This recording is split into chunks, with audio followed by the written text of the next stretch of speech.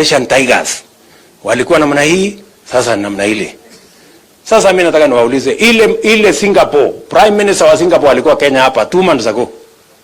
Singapore ilikuwa slum kama Kibera. Leo ni first world katika dunia hii, kwa sababu walipanga, wakafanya mambo yao ya housing, wakafanya mipango ingine. Sasa mimi nataka niwaulize nyinyi wa Kenya, kama mnataka tuwe kama Singapore, ama mnataka tuwe kama Malaysia, ama hata tuwe bora kuliko hao wote, we must make the decisions they made. Hatuwezi kuwa kama Singapore, kama kazi yetu ni ku make convenient, unajua, unaweka sufuria kwa kichwa, unaenda kwa barabara hapo, unatangatanga, alafu unarudi. Kenya itabadilika namna gani na sufuria kwa kichwa? Hapana. Hiyo mchezo tuache. Ama namna gani Kakamega? Waulile. So, hiyo ndio mpango. Sasa mimi nataka niwaulize, iko njia mbili ya kupeleka Kenya mbele ama nyuma.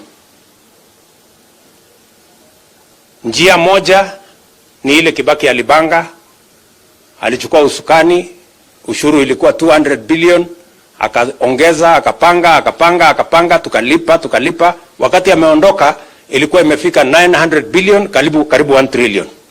Si namna hiyo? Hiyo ni njia moja, tukusanye ushuru. Njia ingine ni hii ya watu ya handshake. Wamechukua deni yetu ilikuwa 4 trillion. Ndio hiyo deni saa hii imefika karibu 9 trillion. Ndio hiyo Kenya karibu inapigwa mnada.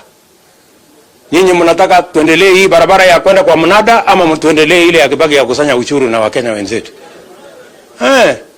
Simple, hakuna story mingi. Mimi nauliza nyinyi Kakamega. Nauliza nyinyi Kakamega, mnasema tuende barabara hiyo ya kuteleza ya kwenda kwa madeni, ama tukusanye ushuru kila mtu alipe? Si tukusanye ushuru kila mtu alipe? Ama mnasemaje? Ndio. Jambo la pili nataka niulize nyinyi pia, kwa sababu sitaki mseme ya kwamba ati mimi nafanya sijui. Hapana, lazima tuelewane. Tumekubaliana? Nimesema vile vile hakuna haja ya sisi kama Kenya tunaenda tunaagiza simiti.